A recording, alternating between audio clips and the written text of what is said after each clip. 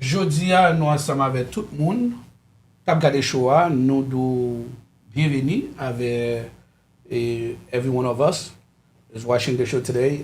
We have the show is going to be totally different. And na fon espliko ki sa pal pase nan show a e koman nou pal ensegnye 3 bagay ki important nan la vi yon institusyon, la vi yon chrétien, yon la vie individual, a family, and also when we're talking about institution, we're talking about church, it can be a business. Jodi, nous allons parler de 3 bagages qui est what we call it, en faith, qui est très important. Nous allons parler de family, qui est très important. Nous allons parler in finance, qui est très, très important. Jodi, and we are calling those stuff building a strong foundation. Okay? Nous allons parler, côté de parler, building a strong foundation.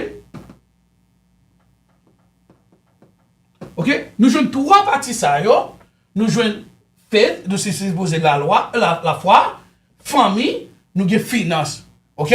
Nous avons finance qui nous va parler de l'argent, nous va parler de famille, qui s'est passé dans la famille ça. Nous allons build a strong foundation.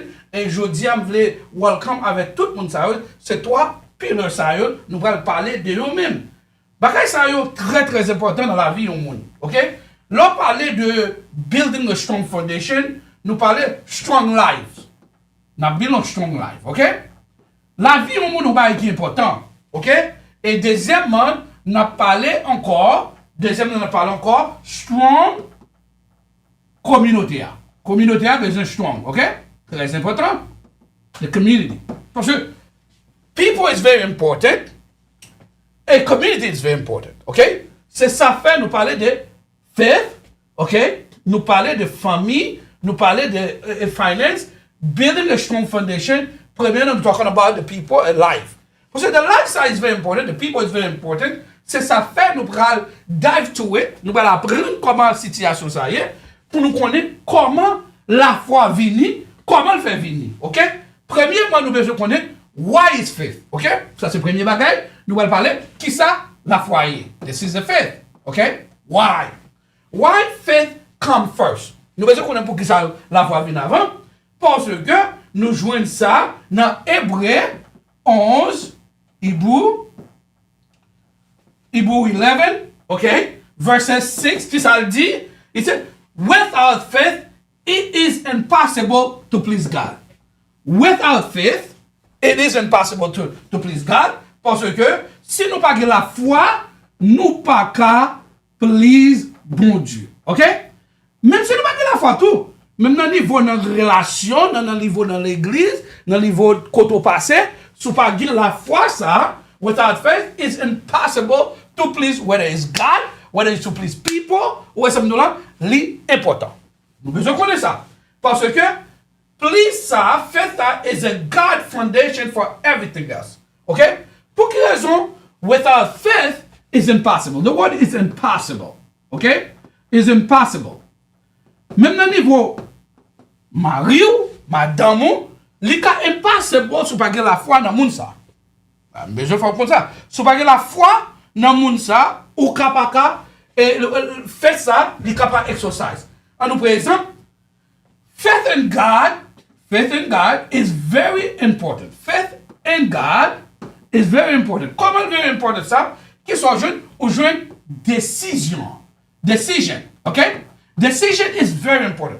Tout ce qu'on va faire ou demander, bon Dieu, pour les deux, faire une décision. Ok? C'est ça la foi, ça y est. Au contraire, il est important encore, nous jouons ça, relationship, ok?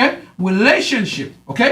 Because la foi, ça au gain, living appartient avec une relation au gain encore. Au contraire, and number 3, you're talking about the purpose. The purpose, okay? Trois bagages ça, yo dit comme ça. In God, okay? The foundation is everything. In God, foundation is everything. Premier bagage vous besoin qu'on ait dans mon Dieu ça. Ou qu'on va dire décision. Décision tout ça à faire ou obligé kawel. Parce que faith is something you have to see it. Foresighted. It's very important. Parce que sou pas wè son problème lié. Because, for example, I can come to America, but I'm dreaming it. I kind of dream it. I have a faith I'm going to get there one day. OK? Ça veut dire, décision ça, l'important dans fait ça, relation avec mon Dieu l'important, purpose là, est very important. OK? C'est deux bagages ça nous joignent pour nous comprendre. Je dis à nous parler dans Shoah de three pillars, je dis à nous parler de la foi. OK? Give me that Eve. What's going on about faith? We all understand faith is very important. They teach us to do what we call trust in God. Okay? La foi ça, okay? The faith ça nous gagne qui est le daily faith and daily, okay? Life là, nous connaissons ça. Qui ça dit nous? Faut nous trust dans bon Dieu. Number one, you have to trust in God even your financial struggling. OK? Ça, c'est trust ça. OK? Ça veut dire, nous sommes entrés dans financial, nous ne pouvons pas dive to it, nous trust God even in financial struggling and family struggling. OK? Family challenge. OK? Family challenge. OK? Qui est très important. Nous jouons ça. OK? Après ça, nous jouons ça, notre trust ça. Nous jouons notre trust encore. And financial struggling. Très important. Financial struggling. OK? C'est deux bagages nous jouons. Nous obligés de la foi. The faith and daily life, nous jouons pour nous gagner what we call it trusting. Not trusting, not ça nous jouons what we call it family challenge, nous jouons financial struggling. OK? Ça, nous obligés de connaître ça. Deuxième partie encore, dans faith and daily, nous obligés de jouer what we call it build a personal devotion. Okay? Now, number two, building, okay, and personal devotion. Okay? Parce que nous avons une relation avec le grand-maître là, et bon Dieu lui-même, how do we do that? Question nous pose. Comment nous avons bâti building personal devotion? Okay? Numéro 1, ou besoin get up and pray. Praying is the type of communication avec mon Dieu. Deuxième partie, ou besoin what we call it Bible study. Faut qu'on ait Bible, ok? C'est très important. Et troisièmement, staying connecting, ok? Staying connected to your God or to your church, ok? Ok? Ça c'est très important. Building a personal devotion. Pendant qu'il passe en pile chrétien, en pile people qui dans la communauté, qui vivent, ils ont fait en daily life, où ils ont get up dans le matin, où ils ont quand ils paraissent, les lever, manger, les boire, après ça, hey, l'aller.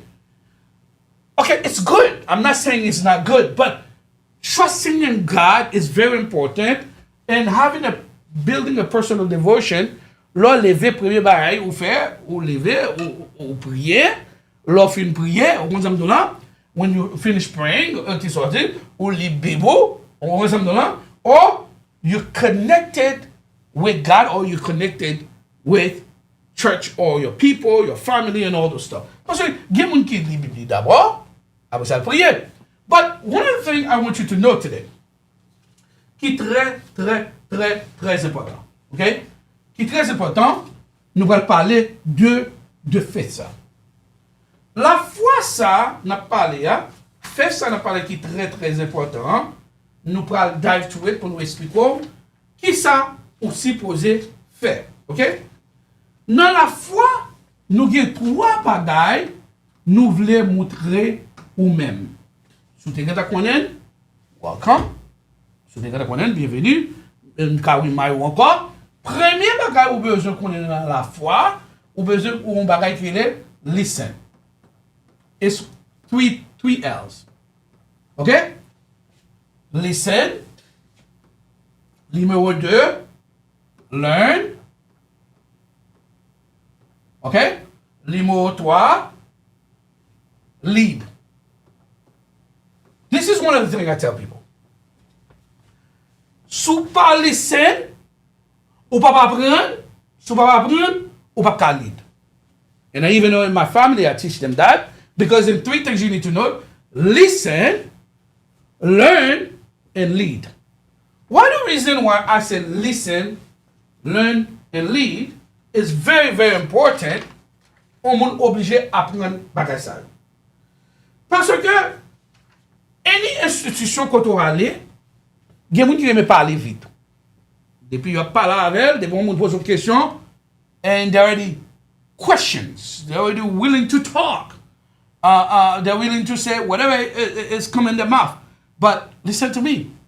Nous prenons la Bible là pour nous connaître qui ça bon Dieu dit de faire listening. Parce que listening est très très important. OK? Il y a un verset et m'deka courir ba nous et parce que nous dans choix là, n'a essayé à dive to certain things pour nous apprendre qui ça pour nous faire avec listening ça. OK? Parce que tout bagay yo n'a parlé tout bagay yo dans Bible là. Nous voulons nous faire nous comme ça. Tout bagay dans Bible là. OK? Qui ça Bible a dit? Parce que nous allons apprendre. Qui ça Bible a dit de faire de listening. Parce que si vous pas attendez, li pas bon pour ou même. OK? Nous jouons ça dans James. OK? Vous allez là. James qui ça? James est 1 verset 20.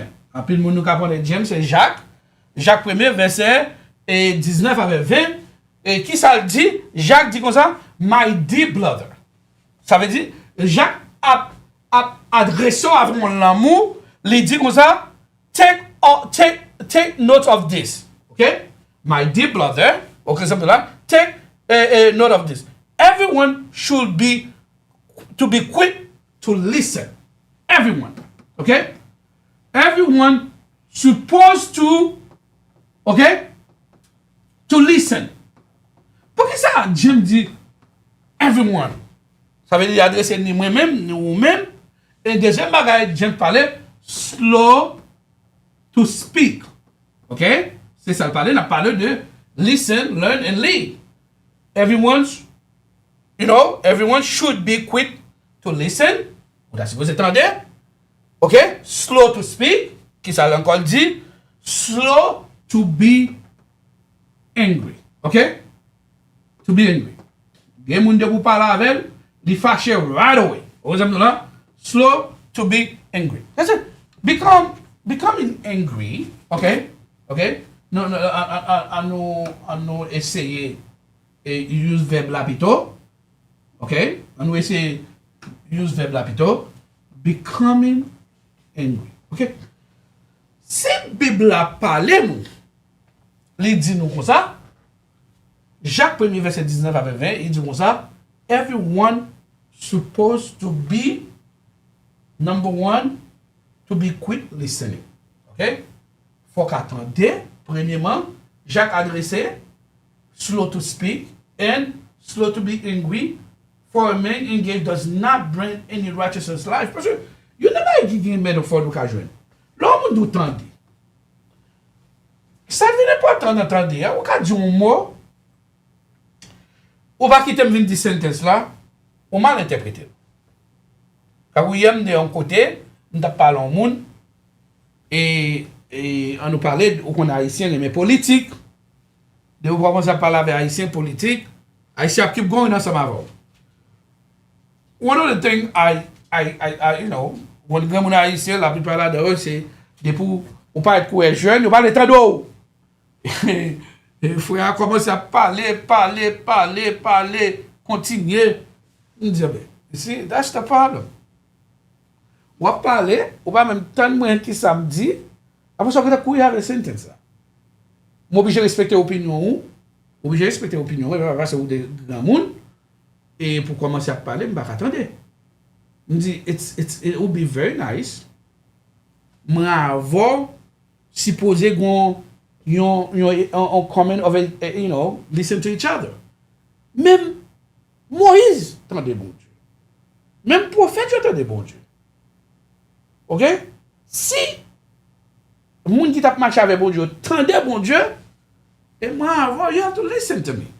Vous comprenez, non? Parce que c'est ça qui gagne la foi.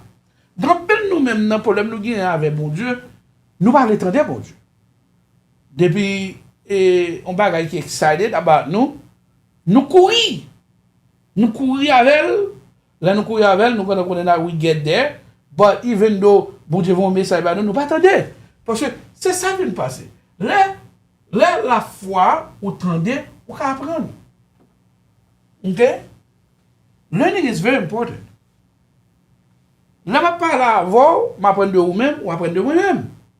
Même bon Dieu remet mes relations, ça. Là, où elle prie avec bon Dieu, son communication avec bon Dieu. God is trying to learn you, and you try to learn that. And I want you to know that. Because the more you stick in the Bible, the more on va apprendre, on va lire la Bible, on va prier, the more on va apprendre. L'homme éduqué est important parce que c'est très important pour apprendre ça dans la vie. Et troisième partie, nous parler de leading. Leadership is very important. Si vous pas attendez, comment on lead? Comment on apprendre? If you don't listen, how are you going to learn? If you don't learn, how are you going to lead? Jodi, nous jouons pile l'église haïtienne, en pile foyer, en pile institution, pareil ça va utiliser. The 3 L's. Dr. Maxwell, John Maxwell, talk about it. Listen and learn and lead. As a leader, you have to listen. You have to learn. You have to lead. Ou qu'on est culture haïtien, longtemps, depuis on n'a pas un petit monde, je t'attendais. Petit monde n'a pas dit rien. How dare you to ask me a question because I'm older than you? It's not fair. Parce que you can learn from me the same way I learn from you. C'est ça fait nous venir avoir, nous parler des affaires. Listen now. Nous parler d'affaires learning now. Nous parler affaires lead là. Okay? Leadership is very important. Leadership, you don't have to be born as a leader, but you can be learn as a leader. Il y a plein de monde pas qu'à vouloir apprendre dans leadership. En nous prenant exemple, Moïse, tu apprends leadership. OK? En nous prenant exemple de Moïse. Nous jeunes ça dans Exode. OK? Exode 39, verset 43. Moïse apprend, Moïse expect the work and so that he has done is just good as commanded. Moïse blesse travail là. Qui c'est encore? Non, Deutéronome premier, Moïse arrivait en tant que leadership. Il dit, I need help. Moïse, l'arrivée qu'on l'a dans le leadership, Moïse pas qu'à comprendre qui est Moïse derrière. Donc, a dit Moïse, son pasteur derrière. Mais qui est-ce qui devient par Moïse conseil? J'ai toi. His father-in-law. Il dit, Moïse va construire run business. You have to separate ou supposer qu'on est comme un cas délicatas. Ou pas tout le monde a besoin de jouer nous. En nous presque institution, l'église qu'on y a là, nous avons un pasteur qui est là. Nous avons un chaîne côté pasteur, après ça, when you go about the pastor, ok, il y a une institution qui fonctionne comme ça, pasteur d'abord, ok. Nous jouons elders, ok. Après ça là, nous jouons département yo, ça me donne là, ok. Ou après pasteur c'est lead l'église là, ou jouons ensemble avec pasteur ensemble. Après ça, jouons département qui est dans le comité, on choisi yo. Après ça, on joue l'église là, the church, right here. But, si Moïse moutou de leadership, Jésus-Christ moutou leadership ça, moi avant, nous supposons apprendre un très important. On nous parlait de famille qu'on y a là. OK? Deuxième pilier, we're talking about family. OK? Nous joignons famille son bagage qui est important. OK? Nous joignons ça dans Josué. Qui ça Josué dit comme ça? Il s'est remis verset ça. And he said, for me and my house will serve the Lord. Josué dit ça. OK? Josué explique comme ça. Il dit comme ça. Me and my family. OK? Josué qui ça? Josué 24. OK? Il dit comme ça. As for me. OK? Personal. Personal. Me is called personal. As for me. OK? And my house. OK? Nous jouons ça. Deuxièmement, my house, my family, qui ça est? We will serve the Lord. OK? OK? Ça veut dire, nous besoin comprendre ça. Béni. Trois bagailles. Premier ça, as for me, mais moi, as for me. On parle de famille. Parce que nous jouons, Josué, c'est les têtes famille. Il dit comme ça, as for me, that's number one. My house, et nous tombons dans household. Si nous parlons de household, il y a madame, il y a petite. OK? Parfois, il y a madame, il y a petite, il y a grand-mère qui là. OK? Parfois, on gagne maman seulement, petite. On gagne papa, petite seulement. Oh, ou parce qu'il dit comme ça, as for me, that's number one. And my household, my house, we will serve what? The Lord. Three things. Ça fait numéro 3 bagailles. Faith, family, and finance. Pour quelle raison je t'ai dit ça? Je connais ça. Je t'ai dit comme ça. Parce que family is very, very important. Who gave the family? God give us the family. Okay? Family, gumba la donne, gumba gile, communication. Okay? Communication, that's number one in the family. C'est une unity liée. Okay? En unity. Parce que, famille a des problèmes. Okay? Famille a des problèmes. But, the most important thing, nous besoin connaître, ça j'ai choisi, me and my family will serve the Lord. Ça veut dire, je dis, j'ai besoin connaître ça. Ou dans famille, papa petit. Vous n'avez pas besoin d'amis, Timounio, ou besoin d'amis, your partners. Parce que si Joshua campé, il dit as for me, il précise, il dit my house. We will serve the Lord. A true friend, it's always loyalty. Je veux dire, on parler des affaires des parents. Faites si moun aux amours. Faites petit aux amours.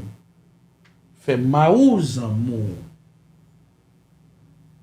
Faites madame aux amours. Parce que là, l'on parler, l'on répéter, as for me and my family, we will serve the Lord. That's a unit part. Okay? That's a unit part. C'est très très important pour nous faire ça. Parce que mon lait, Jésus-Christ call the people, you're my friends. Ça m'est very important. Je dis à nous supposer, teach the kids, montrer Timounio, your value, your family value.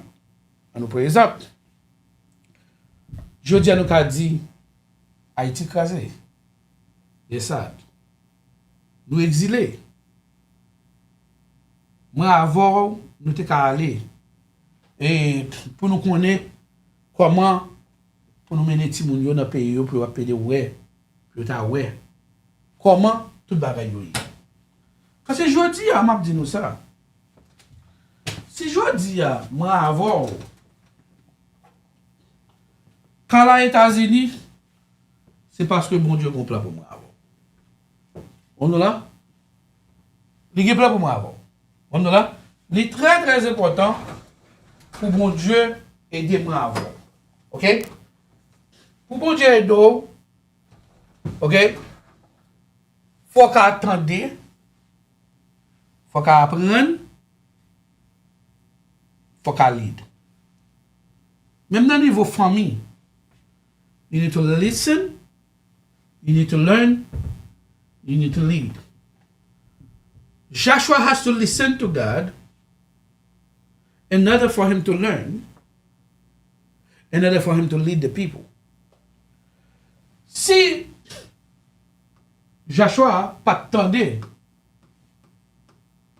bon Dieu, if Joshua didn't listen, he did not learn, he cannot lead the people. Je dis qu'on a un problème dans la famille, on a un problème dans le travail, on a un problème dans l'école, on a un problème dans l'église. Quand on travaille, on a un problème. You have to do a transition. What about your aujourd'hui? Vous avez un côté pour être a leader of this organization. Or they want you to be a pastor of this church. They want you to be a youth director. They want you to be a directeur de la femme, ministre des hommes. Pour faire combien de temps dans l'église? When you go to church, you go to learn. Premièrement, à l'église, on va apprendre. Ou tendez, mais il faut apprendre. Moi-même dans l'église, je toujours écrit, les pasteurs avaient conversé, m'écrit, mal gardé, mal fait étude sur lui encore.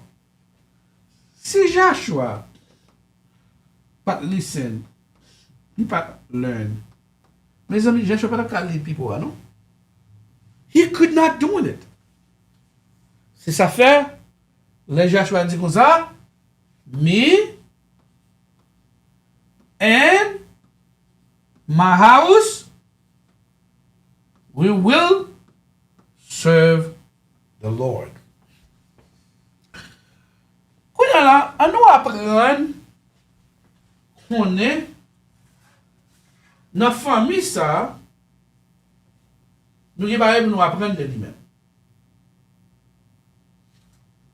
Ok? Nou bez apren an pil bagay de fami ya.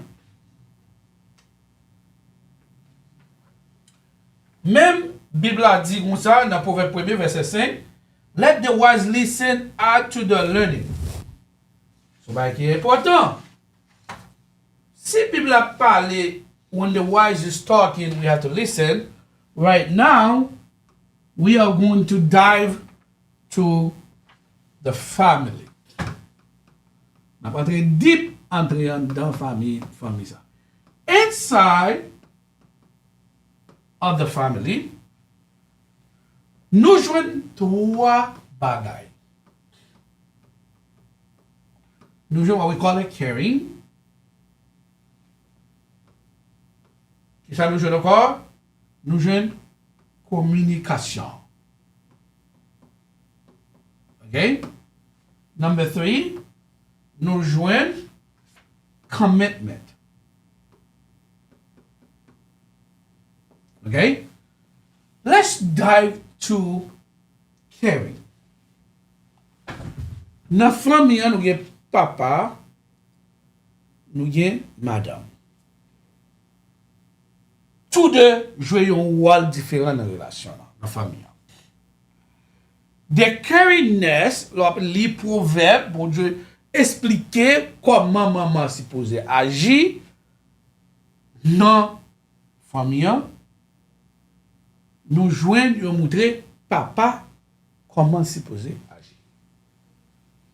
Ou après maman, gagne your loving careness. Ou après papa, gagne leadership of correction. Ainsi, oui, correction. Bah mettez correction là, non? Parce que si je mette correction, corriger, Grand pile là, nous allons faire des ordres, ça va être corrigé. Bidomete, communication. OK? What? Qu'est-ce que la Bible a dit dans Carrie Nessa? Dans Carrie Nessa, vous jouez love and action. OK? Love ça and action, nous jouons ça dans 1 Corinthiens 13, presque tout le monde converse ça, verset 4 avec 7. Qui ça? Corinthiens dit dans Carrie Nessa. Okay? We need to know what Corinthians said, what Paul said. Il dit, love is patient. Mes amis, c'est pas moi-même qui dis ça. Paul dit, love, il y a patience. Love is patient. Love is kind. It always protects. Ça veut dire, dans la famille, ça, si vous avez patience, si vous avez calme, et tout, l'amour, ça, has to always protect. En dans la famille, ça, toujours une protection, and always, trust is very important. It always have hope. Very important. It always have, qui ça?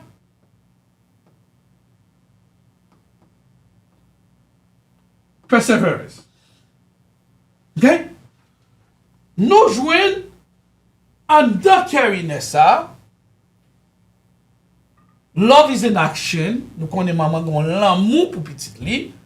Maman qui a l'amour pour mari li. Même maman ça a l'amour pour l'église, il a l'amour pour famille. Même je dis pas partout. But it do, love has patience. For those of you who do not have patience, go read the Bible. And lis la Bible là. Soyez patience. Parce que la Bible dit l'amour qui est patience. Il est patient. Il est kind. Vous êtes dans la vie, il y a des gens qui sont very kind. Les paroles. Good morning, dear. Good morning, my brother. Good morning, my sister. It's kind. L'amour, ça a toujours protégé la famille. Protected.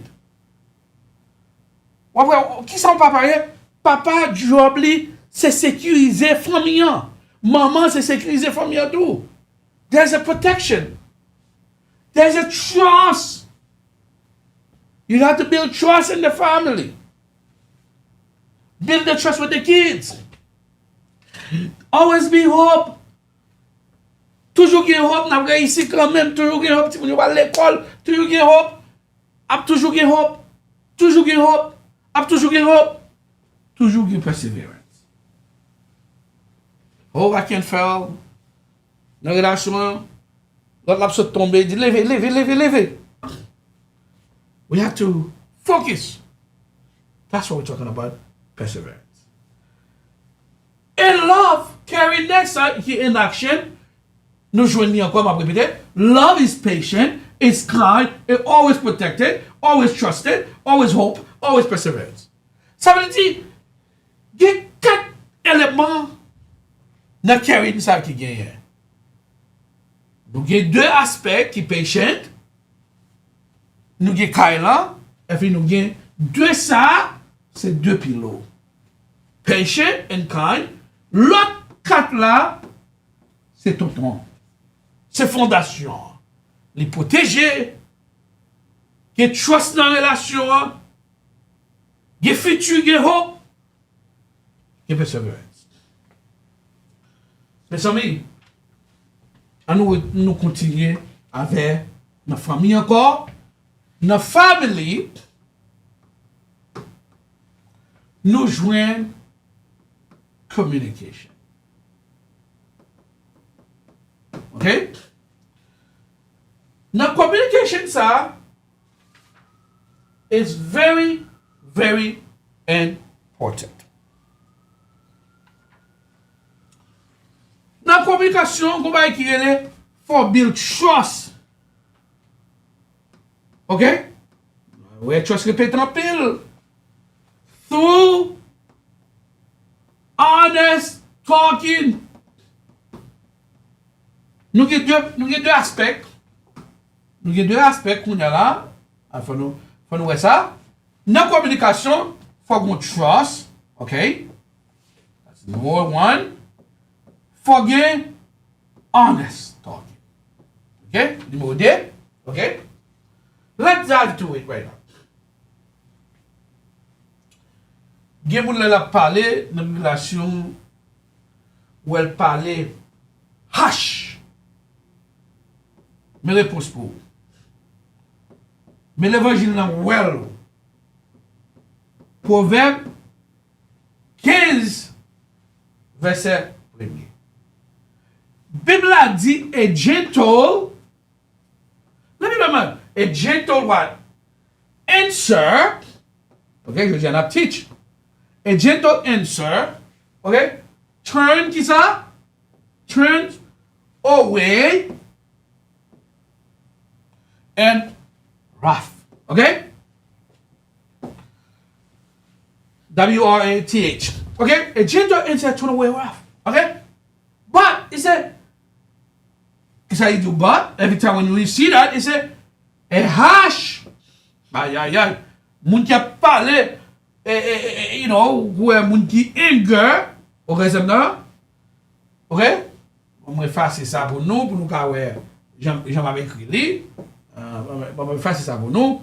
Il dit comme ça, but, ok? Il dit comme ça, très important, et hash word. Ok? Hash. Vous voyez qui parle en façon de parler, livre les goûts, mais avec moun. Ok?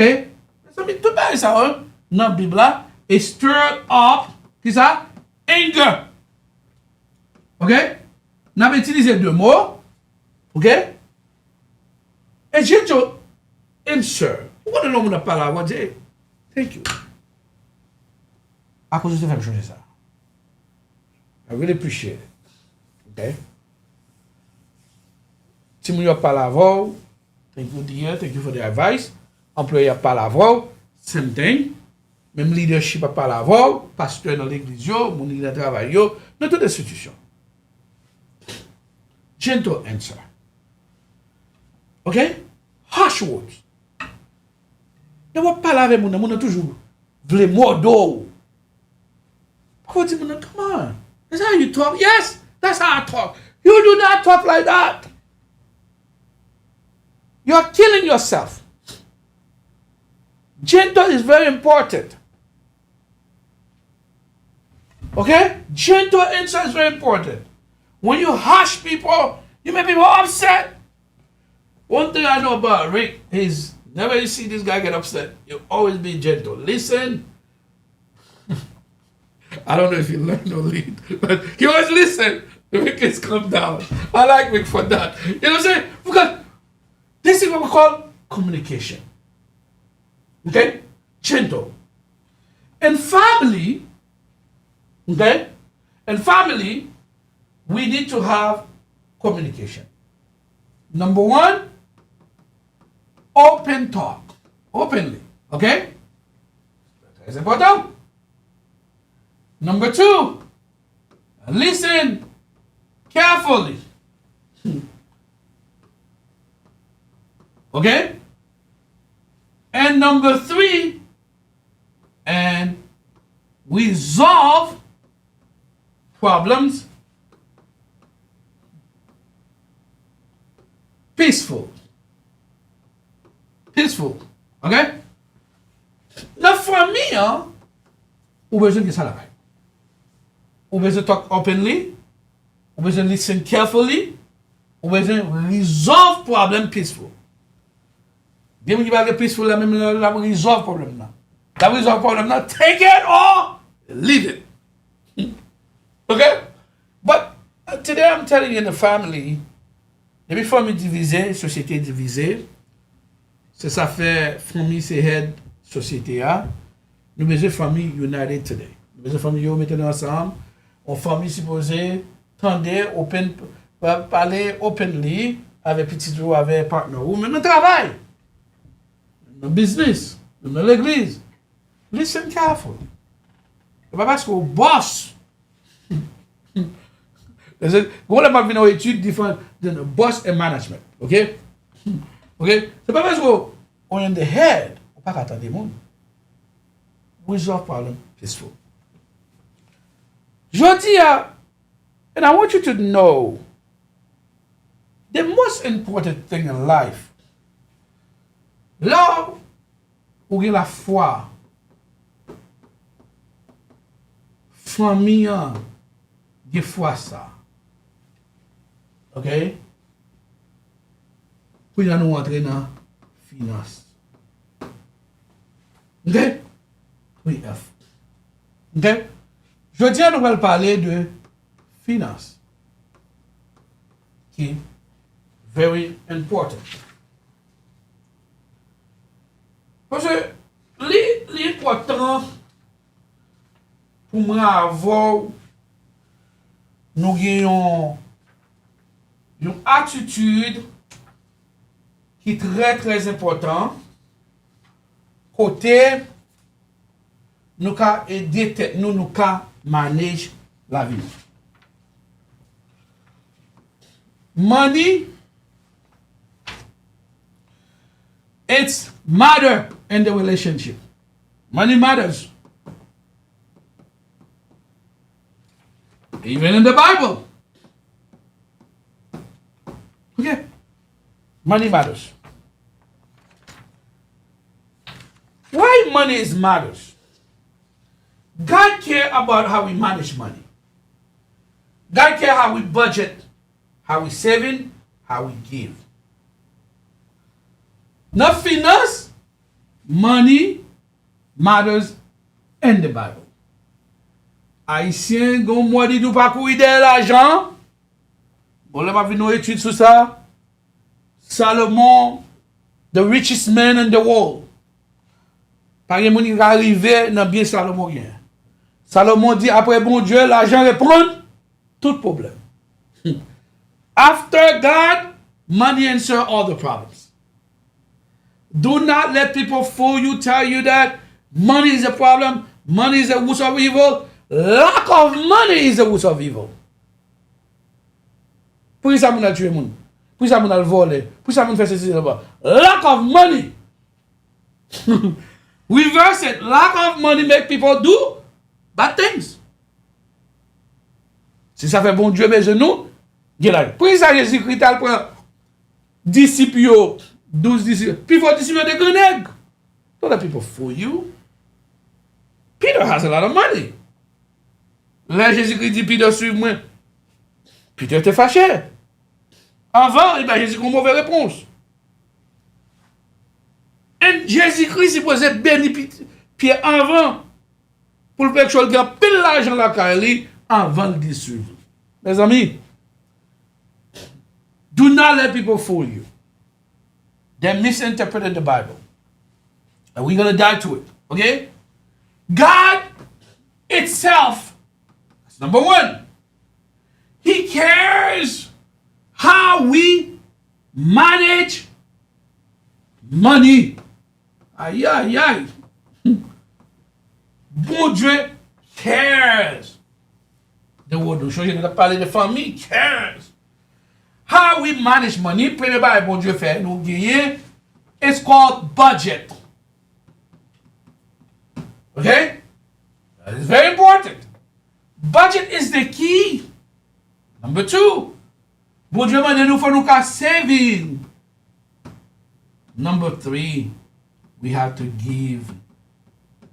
Okay? Giving is very important. Saving is very important. Okay? Si pas qu'on budget comment on save. Si pas qu'on save comment on gagne l'argent. Don't let people fool you. Mais c'est quand pile bagaille nous tombe dans la Bible là, mal expliqué. Faut nous prendre décision pour nous apprendre comment bon Dieu voulait nous aller dans la société. Comment nous a dit, si nous faisons statistiques américaines, Lorsque de Christmas vini, Américain à l'église. Lorsque de Easter vini, Américain à l'église. Nous-mêmes, Haïtiens, nous dans l'église chaque jour. We're still behind the boat. We're still behind. Something we do not understand about the Bible. The way they're teaching us, let's reverse it. Let's change it. We're not changing the Bible. We need to change our behavior. We need to embrace certain things. Pour aider nous. Premièrement, God cares how we manage money. Premier bon Dieu besoin nous, faut nous compliquer. OK? Faut nous compliquer. Deuxièmement, faut nous saving. Troisièmement, faut nous giving. OK? On entre là parce que on entre qui ça Bible a dit dans finance ça. Qui ça Bible a dit? In Proverbe. OK? Proverbe 13 verset 22. Vous regardez les. He said, a good man, a good person leaves inheritance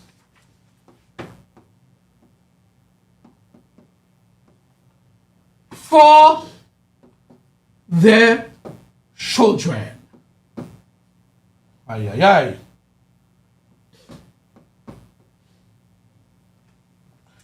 Pour qui sa Bible a dit, there's a good person? I want to know. Ça veut dire there's a bad person out there. If you don't have a budget, you don't have a saving, you cannot give. In order for you to give, number one, ou obligé gagner un budget, yon saving, ou kabay l'argent. Okay?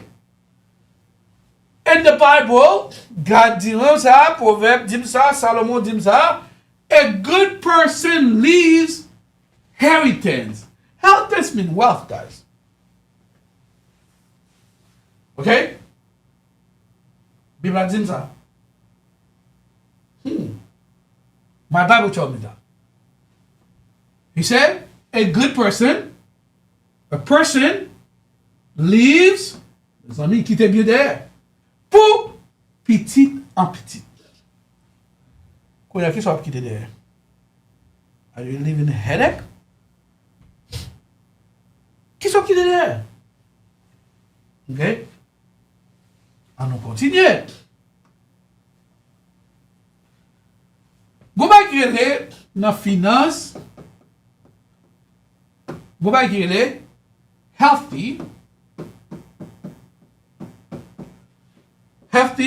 financial habit. Gye moun deme jwennon l'argent, l'achète tout bagay net sur la terre. Tout ça le besoin, il commence à acheter un peu de bagay, il va même besoin même, avec GTO.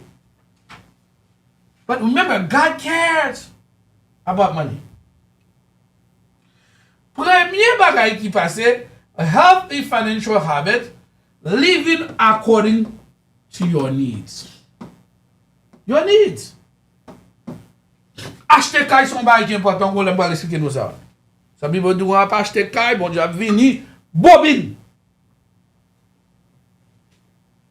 Bon Dieu a venu, ou acheter un caille, puis bon moi.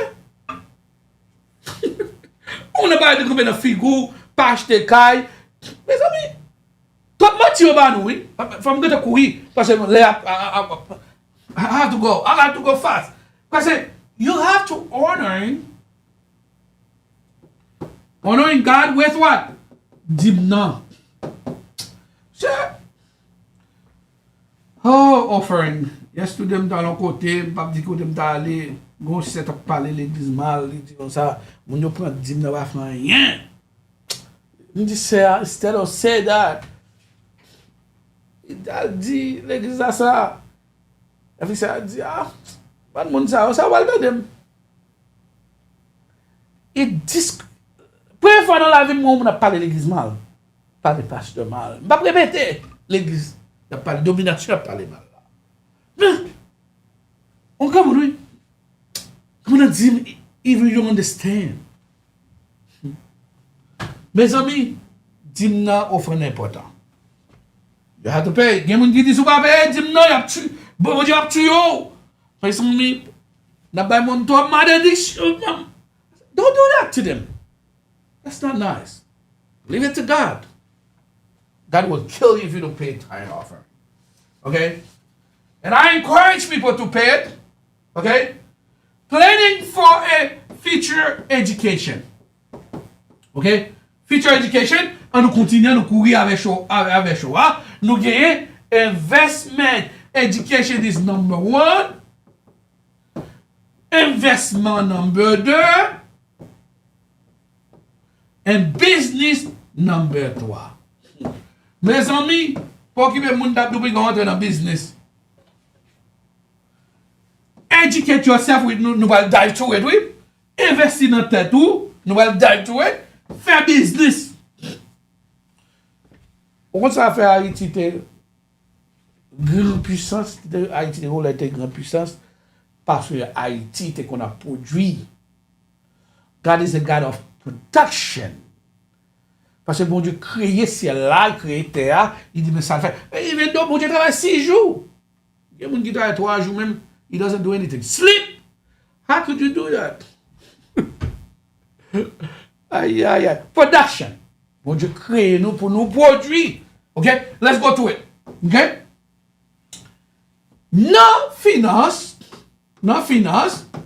nous jouons éducation. Okay? Jodi nous allons apprendre talent. Non, nous allons apprendre time. Number 1.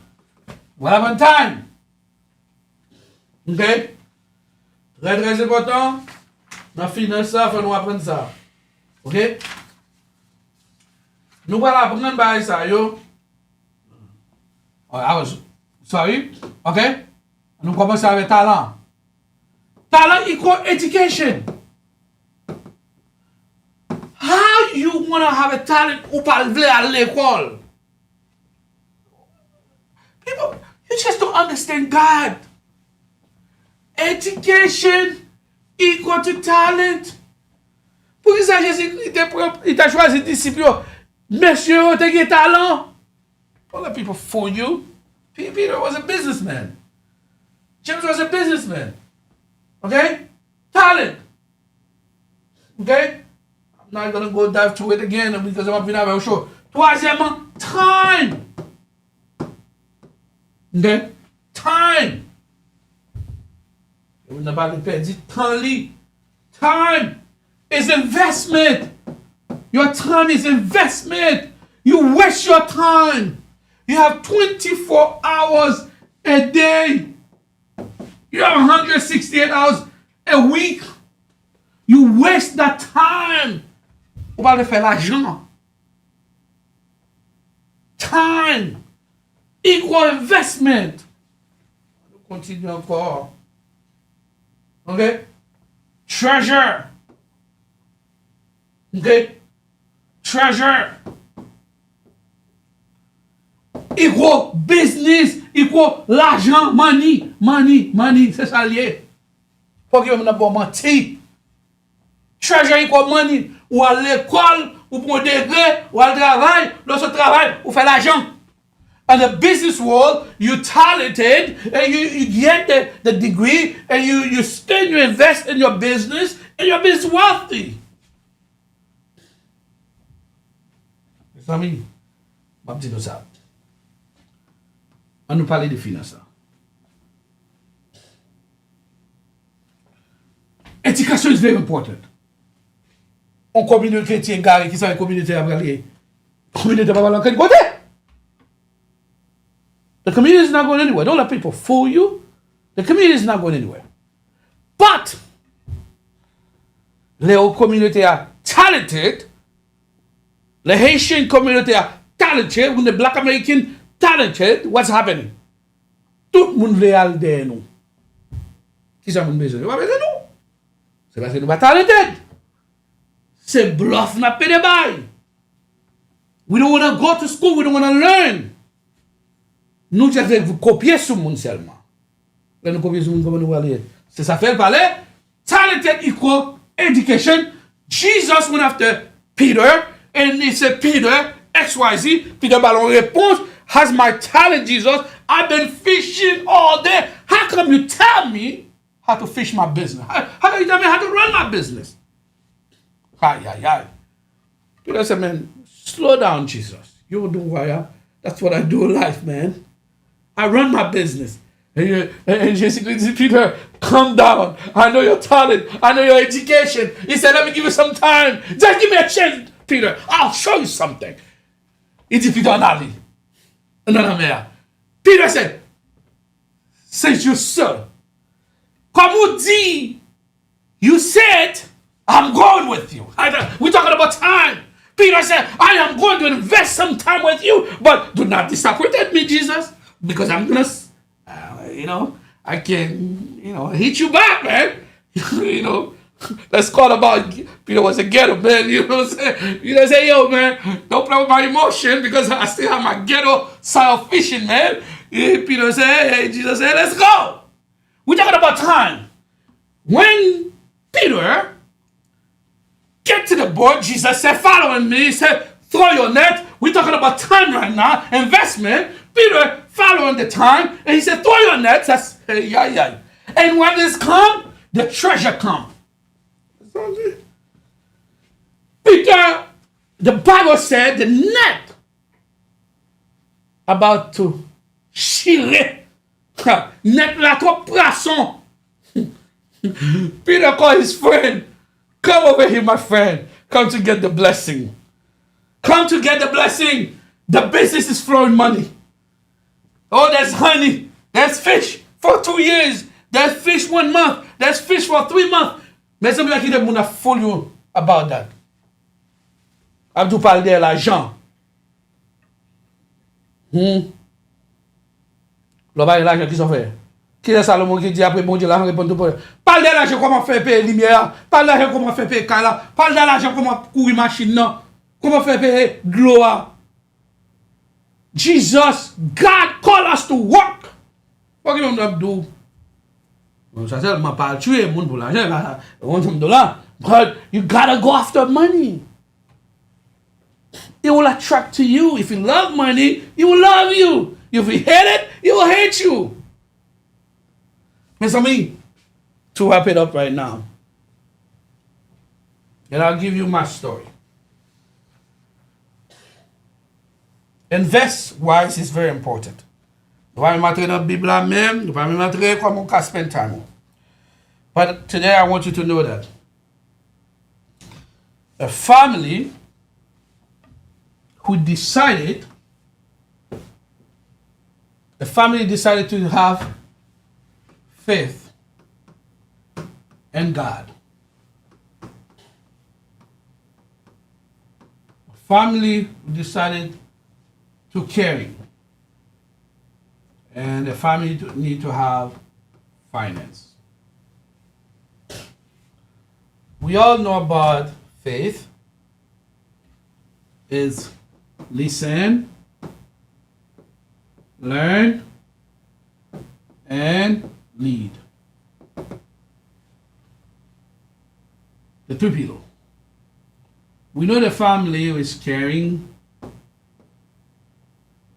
communication, and commitment. We know the family also need to have talent, time, and treasure. Mes amis, I'm going to explain to you for me to wrap it up. If you don't listen, you cannot learn. If you cannot learn, you cannot lead. If you don't care, there's no communication, there's no commitment. Finance, if there's no talent, there's no time, there's no investment, there's no talent, there's no investment, there's no money. Jodi, on va dire nous chaque samedi, nous regardons show, 4 pour 5.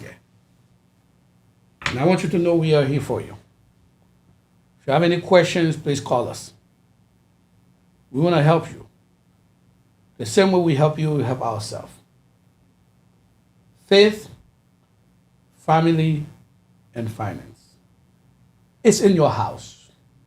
Wherever you go, think about it. Faith, family, and finance. Thank you for watching the show. May God continue to bless you.